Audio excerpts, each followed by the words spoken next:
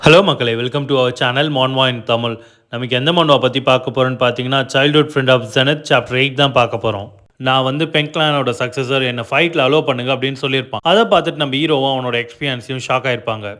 இப்போ அதுலேருந்தே கண்டினியூ பண்ணிக்கலாம். இப்போ பார்த்தீங்கன்னா பென்க்ளானை தான் காட்டுறாங்க. பென்க்ளான் வந்து பனிங்களுக்கு நடுவில் இருக்குது. அதுவும் இல்லாமல் அப்போ தான் நம்ம ஹீரோட எக்ஸ்பீரியன்ஸ் வந்து அந்த ரூமை விட்டு வெளியே வரா. வெளியே வந்தோடனே பார்த்தீங்கன்னா, நீ என்ன இங்கே பண்ணுற அப்படின்னு யாரையோ பார்த்து கேட்குறா. அவள் கேட்குற ஆள் யாருன்னு பார்த்தீங்கன்னா அவளோட அண்ணன் தான். அவளோட அண்ணன் யாருன்னு பார்த்தீங்கன்னா லாஸ்ட் சாப்டரில் வந்து என்னை உள்ளே விடுங்க அப்படின்னு சொன்னால அது அவன் தான். அது அப்போ அவன் என்ன சொல்கிறான்னு பார்த்தீங்கன்னா, குட் மார்னிங், நான் இங்கே வந்து நெருப்பு மூட்டி குளிர் காஞ்சிட்ருக்கேன். அது மட்டும் இல்லாமல் ஸ்வீட் பொட்டேட்டோஸையும் அப்படியே வேக வச்சு சாப்பிட்டுட்ருக்கேன். உடனே ஹீரோட எக்ஸ்பீரியன்ஸ் என்ன கேட்குறான்னு பார்த்தீங்கன்னா, நீ என்ன பண்ணுறன்றதை நான் கேட்கல, என் ரூம் முன்னாடி எதுக்குடா பண்ணுறதுன்னு தான் நான் கேட்குறேன். ஆமாம், உன் கையில் வச்சிருக்கேன் எம்பளம், அதை வச்சு நீ என்னடா பண்ண போகிற அப்படின்னு அவள் கேட்குறா. ஓ இதுவா, இது எதுக்குன்னா இந்த ஸ்வீட் பொட்டேட்டோஸ் வந்து அவ்வளோ சீக்கிரம் வேக மாட்டேங்குது.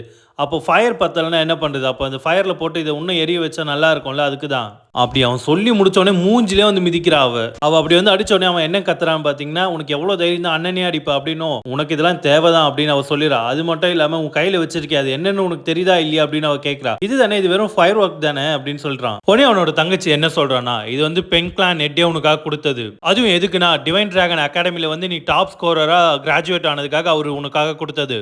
அது மட்டும் இல்லாமல் வரலாற்றிலே ரொம்பவே சின்ன வயசில் வந்து சக்ஸஸராக ஆனது நீ மட்டும்தான். அது மட்டும் இல்லாமல் அந்த எம்பளம் வச்சு என்னெல்லாம் பண்ண முடியும்னு உனக்கு தெரியுமா தெரியாதா? அவ இவ்வளோ சொன்னதுக்கு அப்புறமா அவன் என்ன கேட்கிறான்னா, நான் இதை ஃபயர் ஒர்க்காக யூஸ் பண்ணலாம் தானே, அப்ப நான் நெருப்புல போட்டு இது எரிக்கவா, ஃபயர் ஒன்றும் நல்லா எரியறதுக்கு அப்படின்னு கேட்கிறான் மறுபடியும். உடனே அவனோட தங்கச்சி வந்து, அடங்க வெண்ணம் அவனை இவ்வளோ சொல்லியும் நீட்டு போய் மிதிக்க ஆரம்பிச்சிடறா, கொஞ்சமாச்சு சக்சஸர் மாதிரி நடந்துக்கோ அப்படின்னு சொல்றா. அப்பதான் உடனே அவங்க அண்ணன் வந்து சோகமா, சக்சஸர் அதானே அப்படின்னு சொல்றான். உடனே அதுக்கு அவனோட தங்கச்சி என்ன சொல்றான்னா, எனக்கு ஒன்று புரியல, அப்பப்போ உன் மனசில் நினைக்கிறதுலாம் எனக்கு தெரியாது, அது உண்மைதான். இருந்தாலும் இந்த சின்ன வயசுலேயே வந்து இவ்வளோ டேலண்ட் இல்லாமல் அறிவும் உன்கிட்ட தான் இருக்குது. அது மட்டும் இல்லாமல் உன்னை சக்ஸஸராகவும் ஆக்கியிருக்காங்க.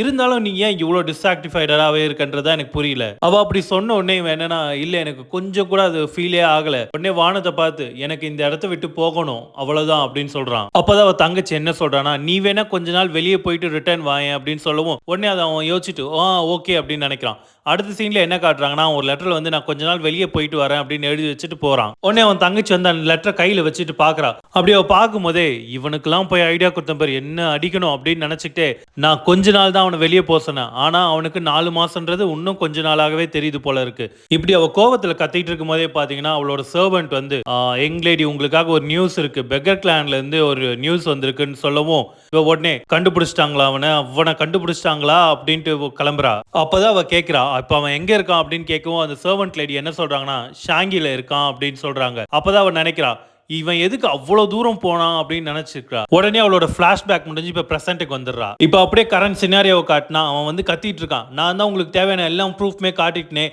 என்ன ஏன் இன்னும் டிராகன் யூனிஃபைட் அசம்பிளில சண்டை போட விட மாட்டீங்கன்னு கேட்கறான். உடனே அந்த ரிஜிஸ்டர் என்ன சொல்றாருன்னா, கொஞ்சம் அமைதியா இருங்க, உங்களை அப்ரூவ் பண்ற அளவுக்கு பொசிஷன் இப்ப எங்க கிட்ட இல்ல அப்படின்னு சொல்றான். உடனே அவன் என்ன சொல்றான்னா, எனக்கு டைமே இல்ல, என்ன சீக்கிரம் அப்ரூவ் பண்ணுங்க அப்படின்னு சொல்றான். நீங்க இன்னும் என்ன நம்பலனா என்னோட கிளானோட நைட் பிளேட் டெக்னிக்கை தான் நான் யூஸ் பண்ணி காட்டணும் இன்னும். அப்பதான் நம்ம ஹீரோட பாடி கார்டு வியோன் வந்து நம்ம ஹீரோ கிட்ட சொல்றான், யங் மாஸ்டர் அது நீங்க கேட்டிங்களா, டார்க் நைட் பிளேட் டெக்னிக் அப்படின்ட்டு. உடனே நம்ம ஹீரோ என்ன சொல்றான்னு பாத்தீங்கன்னா, பென்க்ளானோட டைரக்ட் பிளட் லைனுக்கு மட்டும் தான் அந்த டெக்னிக்கை சொல்லி தருவாங்க. அப்ப அதுக்கான அர்த்தம் அவன் யாருன்னு சொன்னது அப்போ உண்மைதான். உடனே நம்ம ஹீரோ என்ன நினைக்கிறானா, எது எப்படியோ நான் முதல்ல இங்க இருந்து போனா போதும், இந்த மாதிரி தேவையில்லாத விஷயத்துல நான் இன்வால்வ் ஆகவே விரும்பல. அப்படி நம்ம ஹீரோ நினைச்சிட்டு இருக்கும் போதே பாத்தீங்கன்னா நம்ம ஹீரோவை பார்த்து ஒரு கை வருது. ஹீரோவோட தலையை பிடிச்சி யாரோ இழுத்துட்டு போறாங்க. யாருன்னு பார்த்தா எல்டர் லீ தான். அவர் உடனே என்ன சொல்றாருன்னா, டார்க் நைட் பிளேட பத்தி நீ பேசுறனா கண்டிப்பா நீ ஃப்ராடா இருக்க முடியாதுன்ட்டு நம்ம ஹீரோட தலையை பிடிச்சிக்கிட்டே அவங்க கிட்ட தூக்கிட்டு போறாரு. உடனே எல்டர் லீ வந்து அந்த ரிஜிஸ்டர் பண்றவங்கிட்ட என்ன சொல்றாருன்னா, அவனை பார்த்தா நல்ல ஸ்கில்டு பர்சன் மாதிரி தான் தெரியுது, அவனை பார்ட்டிசிபேட் பண்ண விடுங்க அப்படின்னு சொல்லிடுறாரு. இவ்வளவு நேரமா கத்திட்டு இருந்தவன் பேர் இப்பதான் காட்டுறாங்க. அவனோட பேர் வந்து பெங் ஊஜின். அது மட்டும் இல்லாம நான் தான் சக்சஸர் ஆஃப் த பெங் கிளான்னு சொல்லி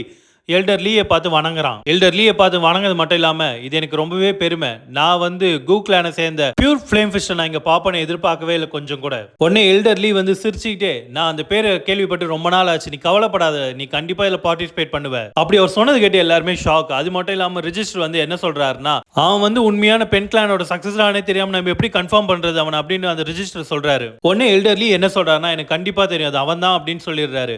உடனே ரிஜிஸ்டர் கேட்கிறாரு, இவனை மாரி ஒரு ஆளா சக்சஸரா போட்டிருப்பாங்க அப்படின்னு சொல்றாரு. அப்போ எல்டர் லீ என்ன சொல்றாருன்னா, அவனை பார்க்கறதுக்கு அப்படியே அவங்க அப்பா மாதிரி இருக்கான். அது மட்டும் இல்லாம பென் கிளான்ல இருக்க எல்லாருமே அந்த பிசிக்ஸ் எப்படி மெயின்டைன் பண்றாங்கிறது அவனை பார்த்தாலே தெரியுது. அது மட்டும் இல்லாம அவன் கையில போட்டிருக்க மோதிரமே சொல்லுது அவன் எந்த கிளானை சேர்ந்தவன்ட்டு. அப்ப நம்ம ஹீரோ வந்து அவன் மனசுல நினைக்கிறான், என்னன்னு பாத்தீங்கன்னா, இதுதான் அந்த எக்ஸ்பீரியன்ஸி கூட அவள் கையில் போட்டிருந்தா. இதுலேருந்தே தெரிஞ்சு இவனும் பெண் கிளானை சேர்ந்தவன் தான். ஆனா நான் கொஞ்சம் கூட எதிர்பார்க்கல இனிமேல் ஒரு பைத்தியக்காரன் வந்து சக்சஸரா இருப்பான்ட்டு. உடனே எல்டர்லி வந்து ஊஜின் கிட்ட என்ன கேட்கிறாருன்னா, எனக்கு காரணத்தை சொல்லு. நீ வந்து பென் கிளானை சேர்ந்த சக்சஸர். அது மட்டும் இல்லாமல் இது கு கிளானுக்காக நடக்கிற காம்படிஷன். ஸ்குவாட் யூனிட்ல யாரை செலக்ட் பண்ணுன்றதுக்காக நீ ஏன் இதில் கலந்துக்கணும்னு நினைக்கிற? அப்படி நம்ம எல்டர்லி கேட்டதுக்கு ஊஜின் என்ன சொல்கிறான்னா, எனக்கு பென் கிளானில் வந்து ஃபன்னாகவே இல்லை, இங்கெல்லாம் தான் ஜாலியாக இருக்குது அப்படின்னு சொல்கிறான்.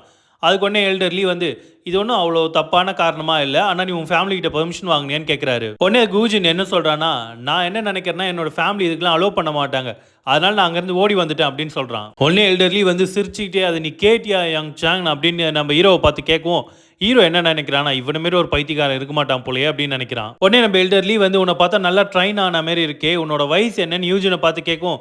யூஜின் என்ன சொல்றானா, இப்போ என்னோட வயசு இந்த வருஷத்தோட 23 ஆகுது அப்படின்னு சொல்றான். உடனே எல்டர்லி வந்து என்ன சொல்றாருன்னா யூஜின் கிட்ட, பரவாயில்ல இந்த சின்ன வயசுல பென் கிளான்ல வந்து இப்படியாப்பட்ட ஒருத்தனை ட்ரைன் பண்ணி வச்சிருக்காங்க, என்கிட்டயும் ஒருத்தர் இருக்கானே எதுக்கும் உதவாம, அவனை பார்த்து கற்றுக்கிட்டா நல்லா இருக்கும்னு நம்ம ஹீரோவை பார்த்து கலாய்க்கிறாரு. உடனே இந்த பக்கம் பார்த்தா நம்ம ஹீரோவோட பாடி கார்டு வியோன் வந்து, நான் என்ன நினைக்கிறேன்னா அவர் உங்களை பற்றி பேசல யங் மாஸ்டர் அப்படின்னு சொல்லவும், இந்த பக்கம் பார்த்தீங்கன்னா சியோல் வந்து, அந்த கரடி தாத்தா எதுக்கு உங்களை வந்து எதுக்கு உதவாதன்னு சொல்றாரு அப்படின்றா. இது ரெண்டுத்தையும் கேட்டு நம்ம ஹீரோ வந்து, கொஞ்ச நேரம் 2 பேரும் வாய முடுறீங்களா, அந்த ஆள் சொன்னதோடு நீங்க சொன்னது எனக்கு இன்னும் கஷ்டமா இருக்கு அப்படின்னு சொல்லிடுறான். உடனே நம்ம ஹீரோ என்ன நினைக்கிறான்னா, அந்த கிழமை என்னை பத்தி எது சொன்னாலும் எனக்கு கவலை இல்லை, ஆனா அங்க நிக்கிறது உண்மையிலே ஹூஜின்னா அவன் உண்மையிலே ஒரு மான்ஸ்டர் தான். அப்பதான் ஹீரோ என்ன சொல்றான்னு பாத்தீங்கன்னா, அங்க நிக்கிறவன் கூடிய சீக்கிரம் ஒரு டைட்டிலை வந்து வாங்குவான், அதுவும் என்னன்னா பிளேட் எம்பரர் பெங் ஹூஜின். உடனே ஹீரோ என்ன நினைக்கிறானா, அவன் பென் கிளான்ல இருந்து வந்திருக்கானா, இங்க இன்னொருத்தவங்களும் பென் கிளான்ல இருந்து வந்தாங்களே அது யாரு அப்படின்னு அவன் நினைக்கவும், நம்ம ஹீரோ எவ்வளவு முட்டாளா இருக்கான்றது இதுலேருந்தே தெரிஞ்சிடும். ஏன்னா அவனோட எக்ஸ்பியான்சியும் பென் கிளான் தானே. அப்போ பார்த்தீங்கன்னா ஊஜினை பார்த்து அண்ணா அப்படின்னு கத்திக்கிட்டே வர்றது யாருன்னு பார்த்தா நம்ம ஹீரோவோட எக்ஸ்பியான்சி தான். அப்போ ஊஜின் என்ன சொல்றானா, பாத்தீங்களா யார் வர்றது அப்படின்னு சொல்றான். அப்படி அவன் சொல்லி வாயமுள்ள அவன் தங்கச்சி வந்து மூஞ்சிலேயே எட்டி ஒன்று உதைக்கிறா.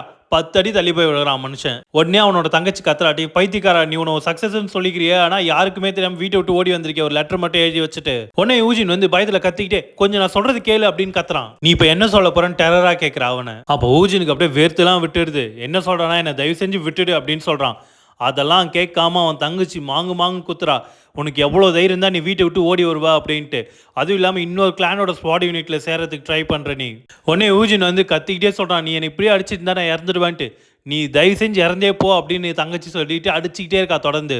அதுவும் இல்லாமல் பின்னாடி இந்த எல்டர்லி வந்து இதெல்லாம் ஒரு விஷயமே இல்லை, ஏன்னா பென் கிளான்ல இருக்க எல்லாருமே நல்லா ஸ்டடி, அவங்களாம் இரும்பு ராடால் அடிச்சா கூட ஒன்றும் ஆகாது. உடனே நம்ம ஹீரோ அப்போ என்ன சொல்கிறான்னா, இப்படியே விட்டு அவன் இறந்துருவான் போல, தயவு செஞ்சு போய் தடுங்க அப்படின்னு சொல்றான். உடனே ஊஜின் வந்து கிராண்ட் மாஸ்டர் எனக்கு ஹெல்ப் பண்ணுங்க எனக்கு ஹெல்ப் பண்ணுங்கன்னு கத்துறான். அப்ப எல்டர்லி வந்து நம்ம ஹீரோ கிட்ட என்ன சொல்றேன்னா, ஆமா நீ சொன்னது கரெக்ட் தான் அப்படின்ட்டு, நீ அவனை அடிச்சது போதும், இப்படியே பண்ண அவன் இறந்துருவான்னு சொல்லுவோம், நீ யாரை என்ன டிஸ்டர்ப் பண்றதுக்கு அப்படின்னு அவன் திரும்பி பார்த்தவளுக்கு அது எல்டர்லி தான் சொல்றாருன்னு. உடனே என்ன மன்னிச்சிருங்க எல்டர்லி, நான் வந்து கொஞ்சம் கூட எதிர்பார்க்கல கிராண்ட் மாஸ்டர் பியூர் ஃப்ளேம் ஃபிஸ்ட்டை வந்து நான் இங்கே பார்ப்பேன்ட்டு, அதுவும் இல்லாமல் எங்களோட ஃபேமிலி ப்ராப்ளமில் உங்களை தலையிட வச்சதுக்கு என்னை மன்னிச்சிருங்களும் சொல்கிறா.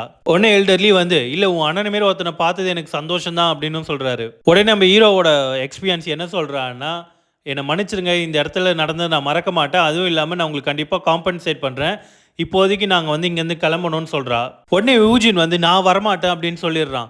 உடனே நம்ம ஹீரோட எக்ஸ்பீரியன்ஸ் என்ன பண்ணுறான்னா, உன்னை அடித்தது போதாதா அப்படின்னு கேட்கவும், உனக்கு என்ன நான் ஜோக் பண்ணுற மாரி இருக்கா அப்படின்னு யூஜின் கேட்குறான். அவள் எதுக்குன்னு கேட்குறா, ஏன்னா பென் கிளான் வந்து அந்தளவுக்கு என்ஜாயபிளாக இல்லைன்னு ஊஜின் சொல்கிறான். அப்போ மற்ற கிளான்லாம் மட்டும் எப்படி இருக்குது உனக்கு, கு கிளானோ மற்ற கிளானோ அப்படின்னு கேட்கும். நம்ம பென் கிளானை கம்பேர் பண்ணும்போது அதெல்லாம் எவ்வளோ பரவாயில்ல, கொஞ்சமாச்சும் மெச்சூரிட்டியாக நடந்துக்கப்பாரு, பென் கிளானோட ஃபியூச்சர் சக்ஸஸரே நீ தான். உடனே ஊஜின் என்ன சொல்கிறான்னா, நான் கிளானட் ஆகிறதுக்கு முன்னாடி நான் கொஞ்சமாச்சும் சந்தோஷமாக இருக்கணும்னு பார்க்குறேன், நான் கிளானட் ஆகாமல் இருக்கணும்னா என்னோட கை கால் உடையணும், இல்லை நான் இறந்து போகணும், ஆனால் எனக்கு அப்படியாப்பட்ட ஒரு ஆப்ஷன் இப்போ இல்லை, எனக்கு கிளானட் ஆகணுன்ற ஆசைலாம் இல்லை, ஆனால் பென் கிளானில் உன்னையும் என்னையும் தவிர மற்ற எல்லாருமே மிருகாங்க தான், அதுக்காக அந்த ஒரு காரணத்துக்காக மட்டும்தான் நான் கிளானட் ஆக ஒத்துக்கிட்டேன். அப்போ நம்ம ஹீரோ வந்து எல்டர்லியை பார்த்து கேட்குறான், நீங்கள் என்ன அவனை கலந்துக்க விட போறீங்களா என்ன, அவனை கலந்துக்க விட்டீங்கன்னா பென் கிளான் கூட சண்டை தானே வரும். ஒன்று எல்டர்லியும் நானும் அதை தான் நினைக்கிறேன், ஆனால் இப்போ எப்படி பென் கிளானோட சுச்சுவேஷன் இருக்குன்னு நம்மளுக்கு தெரியாது. உடனே நம்ம எல்டர்லி என்ன சொல்கிறாருன்னா, ஊஜினை பார்த்து நீ இதில் பார்ட்டிசிபேட் பண்ணால் நீ என்னை தோக்கடிச்சா மட்டும் போதும்னு சொல்லவும், அதை கேட்ட நம்ம ஹீரோக்கும் அவனோட எக்ஸ்பீரியன்ஸுக்கும் ஒரே ஷாக்கு. உடனே அவள் வந்து என்ன சொல்கிறான்னா, இது என்ன பைத்தியக்காரத்தனம்னு சொல்கிறா. உடனே நம்ம ஹீரோ, எல்டர் நீங்கள் என்ன உங்கள் மூளையை தொலைச்சிட்டிங்களா என்ன அப்படின்னு கேட்குறான். உடனே எல்டர்லி வந்து பயப்படாதீங்க, வெறும் 10 மூ தான், அதிலே தெரிஞ்சு யார் ஜெயிப்பாங்க அப்படின்ட்டு, நீ என்ன நினைக்கிற ஊஜின் அப்படின்னு எல்டர்லி கேட்குறாரு. உடனே ஊஜின் வந்து இது அவ்வளோதானா அப்படின்னு கேட்குறான். உடனே எல்டர்லி அதுக்கு வந்து என்ன பார்த்தா என்ன பொய் சொல்கிற மாதிரியா இருக்கு, ரூல்ஸ்னா ரூல்ஸ் தான் அப்படின்னு சொல்லிடுறாரு. உடனே எல்டர்லி என்ன சொல்கிறாருன்னா, இது எப்படி இருக்குது, நீ என்னை தொட்டா மட்டும் போதும், அதுவும் 10 டர்ன் இருக்கு, நீ என்ன ஒரு தடவை தொட்டா கூட உன்னை பார்ட்டிசிபேட் பண்ண விட்டுறேன்னு சொல்றாரு. அதை கேட்ட யூஜின் வந்து ஒரு செகண்ட் கூட வெயிட் பண்ணாம டக்குன்னு ஜம்ப் பண்ணி எல்டர் லீ அட்டாக் பண்றதுக்கு பின்னாடி வந்துடுறான்.